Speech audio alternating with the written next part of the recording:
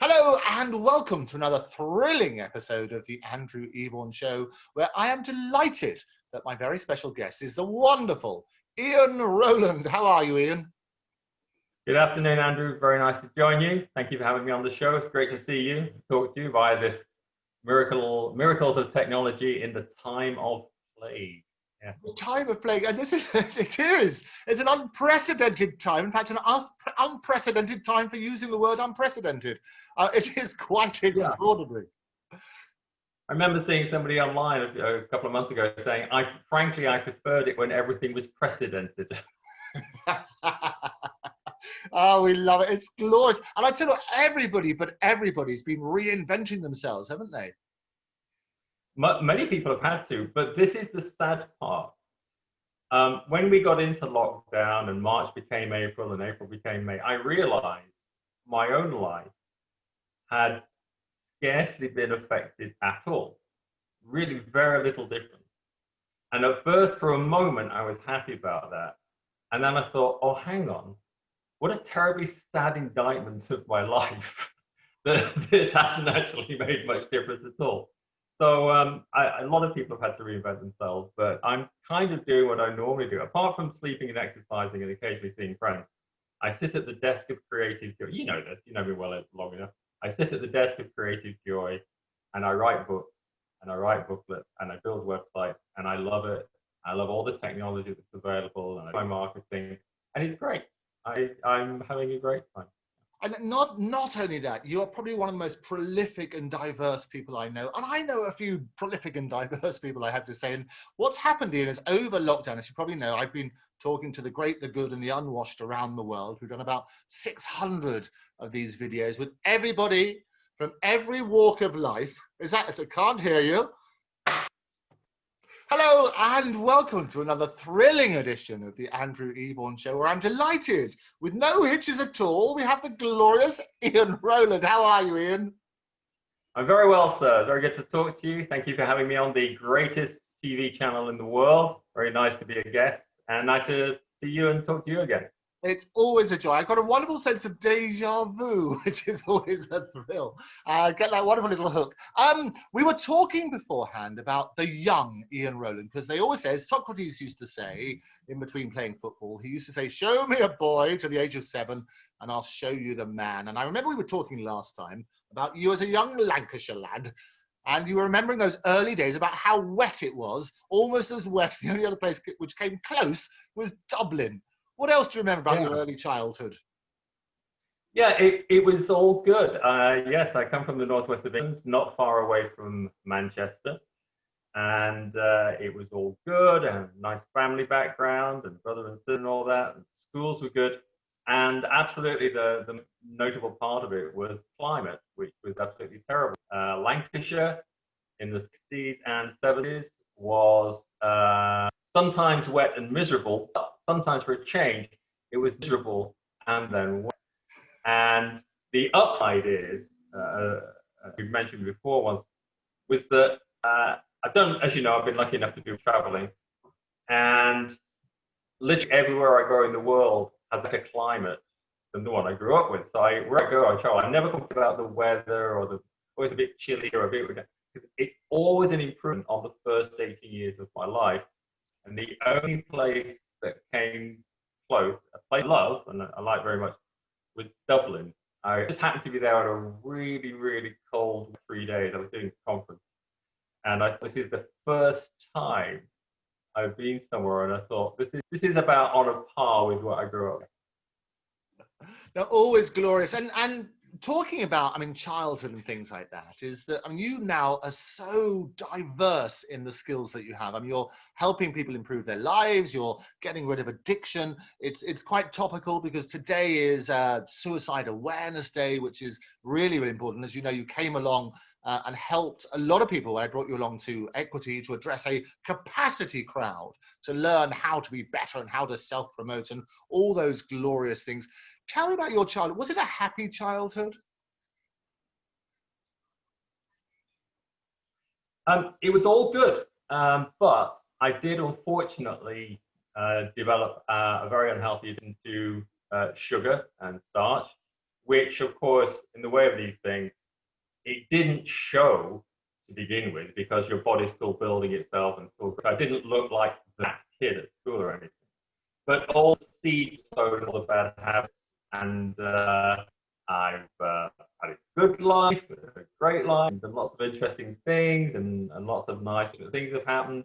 But I did just get bigger and bigger and bigger and fatter and heavier. And it was awful because I didn't want it to. I wanted to conquer the problem. And I did the same thing that most people do. I was able to address the problem for a while, and then a month later I would slip back and end up even heavier than started, which is a very common pattern. And this persisted until about 2.5 years ago. And the story is, I get the backdrop of an otherwise very happy life, a very fulfilled life, great life. There's this one recurring thing that I couldn't, and it was, see, the horror of it is that when there's a problem outside of yourself, you feel you can do something about it. A noisy neighbor or something you want to fix, or a piece of equipment that doesn't work. It's outside of you to fix it. When the problem's inside, when it's in your own head, in your own mind, and you're kind of at war with yourself, that's different. And it's a horrible thing because I just tried almost every day to defeat this addiction I had with making in the head, and every day I failed. And the reason, I don't want to externalize it. I take responsibility for that. I take responsibility for the fact that I developed these bad habits to begin with, and I failed. But there's 2 points that are clear. One is that there's a stereotype of the fat overweight or obese person being a happy couch potato. They just veg out on the sofa, watch TV, eat snacks all the time. And for all I know, there may be some people like that. But the overwhelming majority of people who have a weight issue, they're big, they're heavy, and it's, fat hurts health. That's the problem. They're healthy. They are trying to fight it. They're trying to do something about it. They're looking for the information. Now, I know this is a grim step, but I don't talk about it in a grim way because I don't think it'd be solemn about it. If you were to run a competition to find the single subject on which there's more rubbish and nonsense and misleading, non-advice, bad information around than any other, I think weight loss and how to overcome these kind of addictions would be up. I think it would be a pretty strong contender because there's certainly no shortage of information around. You can't rock in a bookstore without seeing a book on dieting and how to lose weight and join a gym. Every daytime TV show has a segment about healthy living and then try not to too much coffee and things like this. Eat omega-3. And it's all unhelpful and it's all misleading and it's all very, very painful for people like me. And I went through this about 3 decades, about 30 years, until I found the answer, until I found how to undo the wiring up there. And when I did, and this is true, I don't know if you believe me or anybody watching this, is the problem I'd wrestled with for between 25 and 30 years was over in half an hour. Well, that's fantastic because we have. The great news is, Ian, the addiction was when it was never coming back. We have at least half an hour in lots of different sections. So maybe what we're going to try and do is to get little elements, because you are brilliant. And I've worked with some of the best in the world who are brilliant at turning people around to stop smoking, to stop being stressed, to stop alcoholism, to stop putting weight on, to make sure you're the right body weight that you are. But you are brilliant at focusing the mind, because that's where it all started, isn't it? You were training a number of people, and your client list reads like a who's who of people's perfect clients. Before we come on to the addictions and cracking that, start me off on that journey, because you were famously known for debunking psychics. You famously taught people about cold reading and how to apply that. What first sparked your interest in that side of it?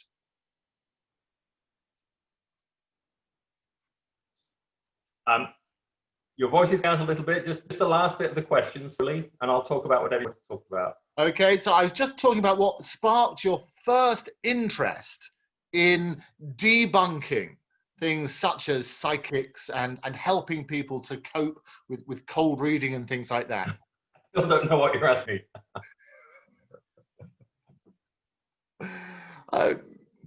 Okay. I still don't know what it is asking me, unfortunately. So we were talking, Ian, whilst we got the hamsters to work overtime on the sound thing, about how you got started. And one of the ways you got started was actually debunking a lot of the psychics. And you used to talk about your very first book, which we had down here, about the full facts of cold reading. Brilliant book, brilliant book. Talk to me about how that came about and some of the clients that you worked with.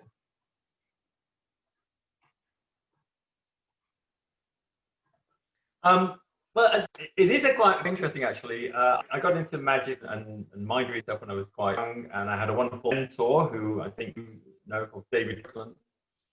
And as you know, Andrew, but some viewers won't, pretty much everything in the magic world explained it when we're talking ourselves. We talk about the effect and the method, what they see and what's actually going on. That's kind of how we write our books and share our information. And so I was a teenager and I was reading about magic and doing my first trick. David was helping me. This is the effect, method, secret bit I'll talk about. And it was going along quite well. I was learning concepts of rope tricks. And then we got on to cold reading. And he said, at the time I knew nothing about it. And he said, well, it's where you might give somebody a tarot card reading on the palm of their hand, fortune telling, and this sort of thing. Okay, that sounds interesting. What's the method? Because we've covered what the effect is, how done. And he said something very interesting. He said, well, there isn't really one. You just kind of do it. The effect method of the stage, you're giving someone reading, that's the method. And at first I didn't believe him. I thought he was leveling with me. Come on, this is me talking to you. I'm joined the Magic Society. You can tell me. He said, no, seriously, they're kind of the same. Well, this really fascinated me. How is it possible to talk to somebody so that you sound like you're psychic? How can you make statements to a big stranger that they reckon are true? How can you help them go away from your reading? He told me things he couldn't possibly know, which is the classic refrain. So I was fascinated and I was hooked and got hold of every piece of literature I could. Bear in mind, before the internet, I had to write off and all this stuff, and about 3 weeks later, a pamphlet would through the post, and I just gathered all the information I could, and I started finding it out. I discovered the work, and I discovered I love it. Absolutely love it. This joy of making statements to someone you don't know anything about has never really left me. It's a wonderful thing to do. A slight digression. That's exactly. I'm not academic. I'm academic and I'm not intellectual. I could always pass exams because I could write essays. And for me, it was the same. I would start an essay having no idea what I was going to write or what I was going to say. But I just knew I would get it in somehow. And I loved giving readings. And so eventually, it was a long time ago, it was 1998, I started putting together all the best books of all the best ideas I had read into what became the full facts book of cold. And I thought maybe I was lucky to some of my friends, the magical marketing world. I might sell about 50 maybe. But in fact, it went on to sell tens of thousands all over the world. So it was nice. It's very good. I'd rather it was that way around to expect lots of sales and you only get a dozen. It's nice when it's the way around. So a big surprise. I have no idea why, but lots of people were interested in it. Now I've done 3. There's the full facts for cold reading, which is your basic description. It doesn't teach you anything. It describes how it works. Cold reading for business, which takes the same ideas into business and professional environment, sales, negotiation, and finally psychic reading, which does teach you this. Obviously, I think it's a very good system. I wouldn't, but other people have nice things about it as well. So 3 books, all on coldreadingsuccess.com. Fantastic. Oh, we're going to have a little look. The sound on this one is, I'm sure all the psychics will claim that the psychic world is trying to get through to you to stop you hearing clearly what's going on, because it's a slight bit of distortion. And I know we had a little bit of a problem, but what we're going to do in this series, and we're going to work on a series of things, is look at all the fascinating stuff that you've been doing. Can't hear you, I know. We work on that sort of basis. But for now, Ian Rowland, thank you very much for joining me. Do stay tuned for the whole series where we're going to go beneath the kimono and have a look at each of those particular areas. But for now, thank you very much for joining me, Ian Rowland.